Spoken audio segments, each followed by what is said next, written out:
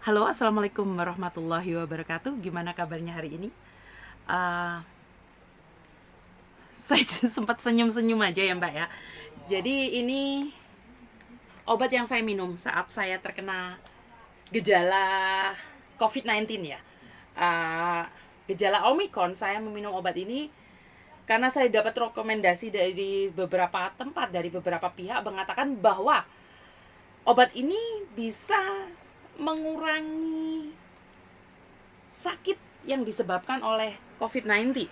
Jadi saya tampil double check dan saya tidak tanya ke dokter untuk apakah benar ini bermanfaat buat saya atau tidak. Jadi saya mengkonsumsi, cuman dari pihak pihak toko obat menyarankan saya untuk sekali minum 2 dan diminum dalam jangka waktu 4 kali. Jadi dalam sehari semalam itu 4 kali. Jadi kira-kira 4 jam lebih, 2 tablet ya. Jadi selama saya terkena COVID, saya juga minum ini. Dan bos saya mengatakan bahwa Yuni jangan cuma minum obat itu aja, tolong minum ini, minum itu. Dan saya juga meminumnya dari resep-resep dari bos saya ya. Selain obat ini saya minum obat-obat lain, termasuk saya minum Vic Formula 44 dan juga amoxicillin karena tenggorokan saya ini rasanya kayak pecah gitu, Mbak. Jadi dari obat-obat ini saya tidak tahu yang mana satu sudah mengurangi rasa sakit saya dari batuk dan pilek saya. Jadi selama 14 hari saya work from home,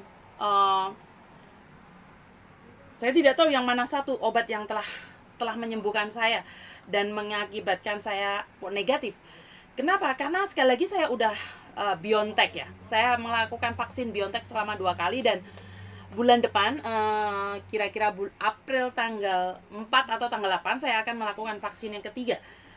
Dimana rumah sakit atau para dokter mengatakan bahwa kalau udah vaksin setidaknya virus itu tidak akan ngefek ke tubuh kita terlalu cepat. Jadi kalau kita udah punya vaksin, jadi imun kita lebih stabil gitu loh.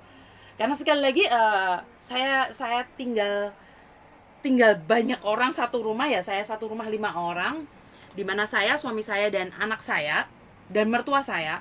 Saya tinggal 5 orang, jadi saya sendiri yang kena. Suami saya tidak ada efek dari COVID. Saya sempat khawatir, sempat down juga dengan adanya, karena saya positif ya. Saya takut ngefek pada pekerjaan suami saya, tapi ternyata dites berkali-kali suami saya tetap negatif ya. Dan ini ini ada yang sedikit saya mengagetkan adalah dikatakan bahwa ada seseorang yang laki-laki berumur 50 tahun telah dilarikan ke Queen's Mary Hospital, Malaysia, dan dilaporkan bahwa istrinya mengatakan bahwa si suami ini mengkonsumsi obat ini dan dinyatakan punya penyakit liver dari apa yang ada ini, dan pasien mempunyai penyakit lain ya. Jadi bukan hanya itu saja. Jadi si si cowok yang umur 50 tahun ini punya penyakit juga, hepatitis B, dan ngefek di livernya. Setelah minum obat ini ngefek di livernya.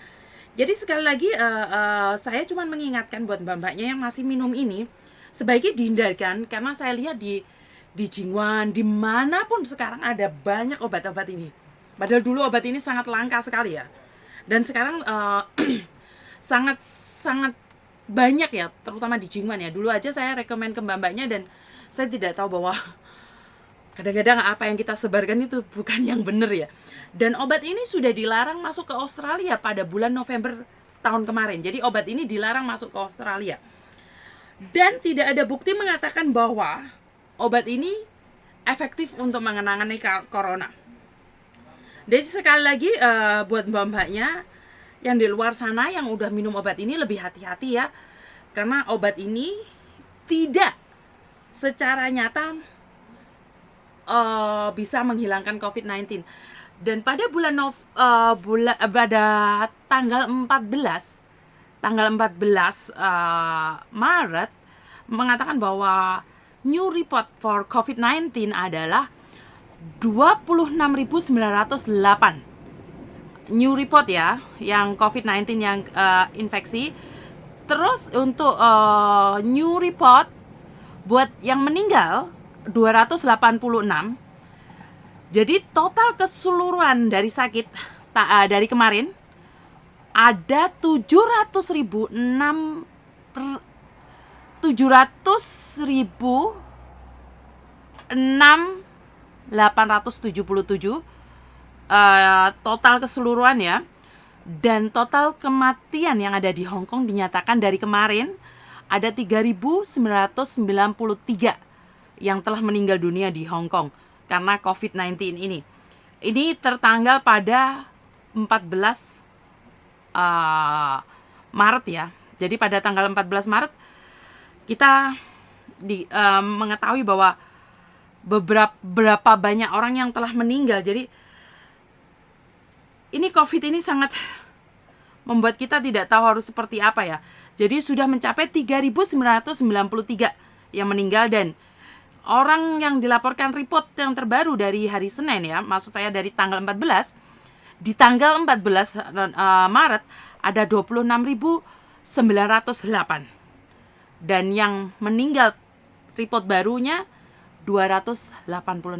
Sekali lagi, Po Wu Jige, take care, jadi diri sendiri, lebih banyak berdoa. Tidak ada yang tidak mungkin dalam hidup ini. Kita sama-sama tidak tahu sampai kapan akan berakhir COVID ini. Ada yang mengatakan bahwa COVID ini tidak separah yang kita pikirkan dan tidak separah apa yang kita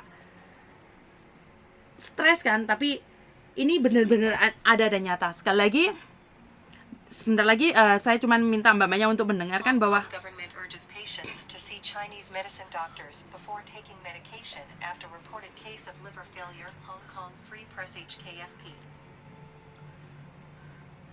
Jadi ini Hong Kong man has experienced acute liver failure after reportedly consuming. Ini yang saya katakan tadi ya, yang